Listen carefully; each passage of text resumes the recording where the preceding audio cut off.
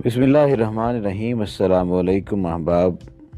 Limelight studio में आप अहबाब को खुश आमदीद कहते हैं। आज की इस वीडियो में हम आपको आले सऊद से मुतल्लिक वो हक़ाइक़ बताएंगे जो आज तक आप नहीं जान पाए या आज तक आपके इल्म में नहीं हैं।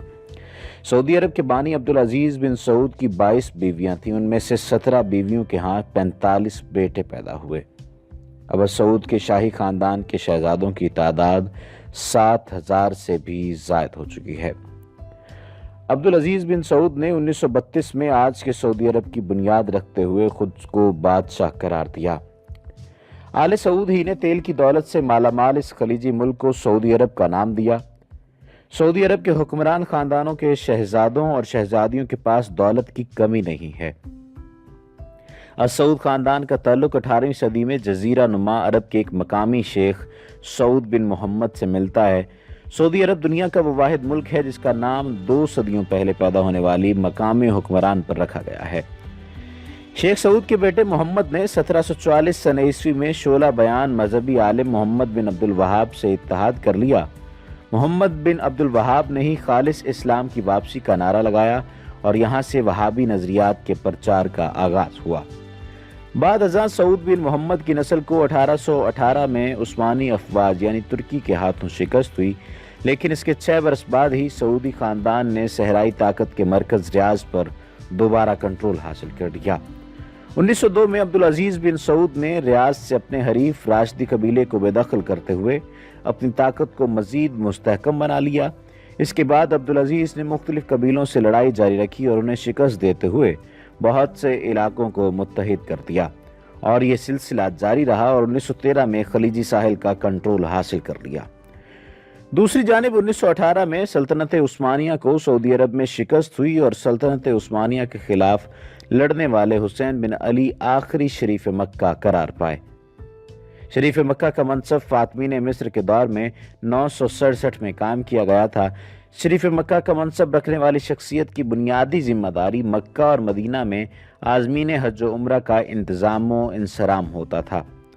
हुसैन बिन अली के शरीफ मक्का बनने के बाद 1924 में अब्दुल अजीज़ बिन सऊद ने अपने हमले तेज़ कर दिए और आखिरकार 1925 में हुसैन बिन अली को भी इक़्तिदार से बेदखल कर दिया।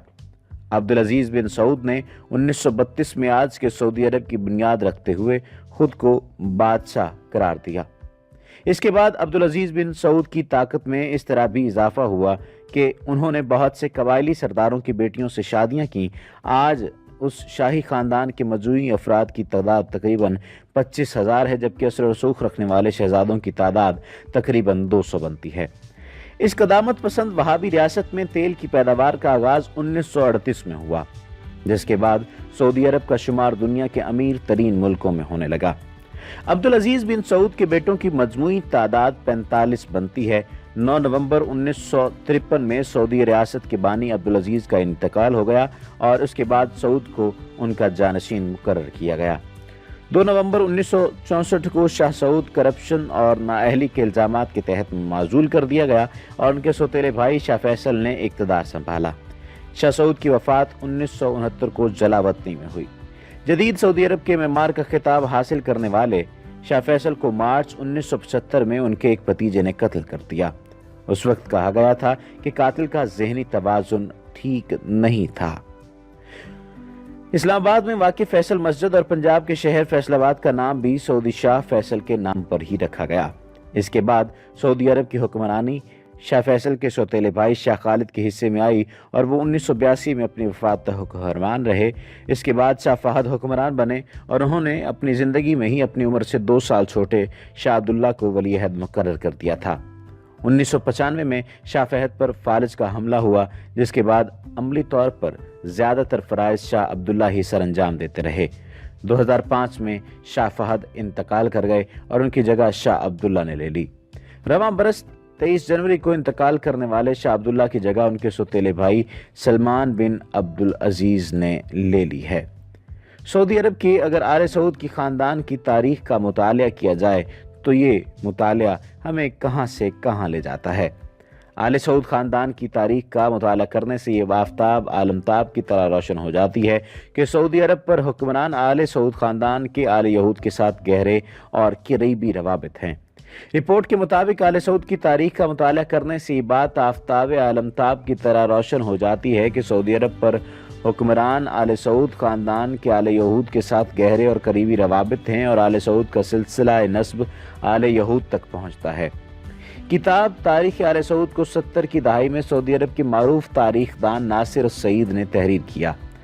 नासिर उस-सईद ने यह किताब आले सऊद ख़ानदान के माली ताउन से शाया की। आखिरकार इस मारूफ तारीख़दान को आले सऊद के शरपसंदों ने कत्ल कर दिया। नासिर उस-सईद ने अपनी किताब में सऊद ख़ानदान के हर फर्द की माली बदअदवानियों, अखलाकी फ़साद और इन्हिराफ के बारे में सैर हासिल बहस की और इसके साथ आले सऊद को वाज़ेह दलाइल के साथ आले यहूद साबित किया। वाज़ेह रहे कि इस किताब की तालीफ़ के वक्त मलिक फ़हद बिन अब्दुल अज़ीज़ सऊदी अरब के बादशाह थे और नासिर उस-सईद ने सऊदी अरब के इस बादशाह की गैर अखलाकी हरकतों, अय्याशियों और बुराइयों के बारे में ठोस सबूत पेश किए। नासिर उस-सईद ने अपनी किताब के पहले 30 सफ़ों में आले सऊद के शजरानामा और शजरा नस्ब के बारे में तहरीर करते हुए साबित किया है कि सऊद ख़ानदान का सिलसिला नस्ब हिजाज़ के यहूदियों तक पहुँचता है।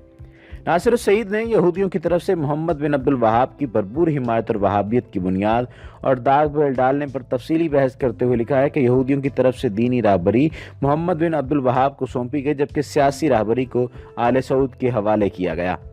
सऊदी अरब के इस तारीख़दान ने आले सऊद के तमाम इक़दामात की तशरीह करते हुए लिखा है कि आले सऊद ने अरबस्तान के कबाइल का बड़ी बेदर्दी और बेरहमी के साथ कत्लेआम किया और अपने इस मुद्दा को साबित करने के लिए तस्वीर के साथ ठोस सबूत पेश किए हैं। इस किताब में आले सऊद ख़ानदान और अंग्रेज़ों के करीबी रवाबित का पर्दा भी पाश किया गया। नासिर उस-सईद ने अपनी किताब में आले सऊद ख़ानदान के इसराइल के बानी बिन गोरियान के साथ पोशीदा और मख्फी रवाबित रखने की तरफ इशारा करते हुए लिखा है कि गासिब इसराइली हुकूमत की तश्कील में आले सऊद ख़ानदान ने बंगोरियान को बहुत बड़ा ताउन पेश किया और इस ताउन का सिलसिला आज तक जारी है। किताब की जिल्द पर आले सऊद ख़ानदान पर तंज करते हुए सूरह बकरा की आयत 204 और 205 का तर्जुमा लिखा हुआ है।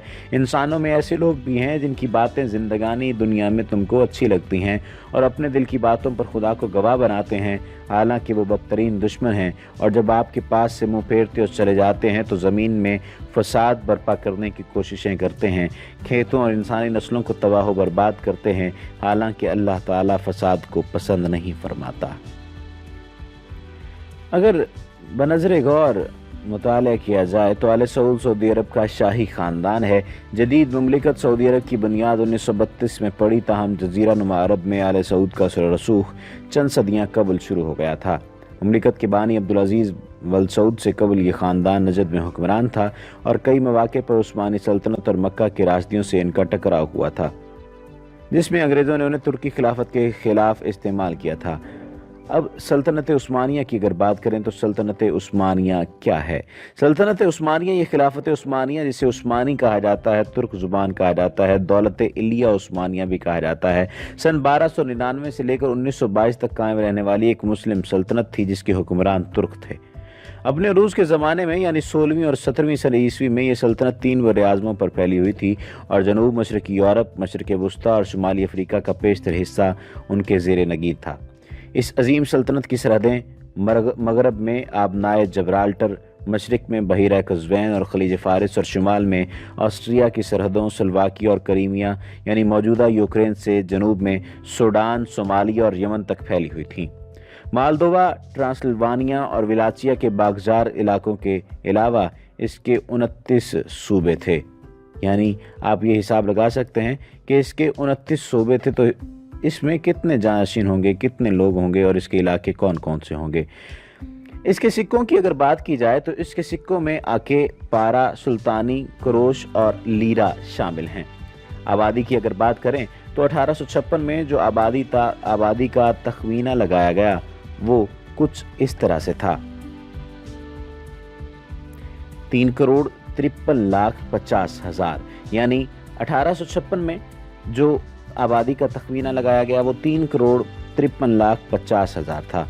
1906 में जो आबादी का तखमीना लगाया गया 2,88,40,000 था और 1912 में یہ تعداد کچھ بڑی اور 2,40,00,000 اس کا تخمینہ لگایا گیا۔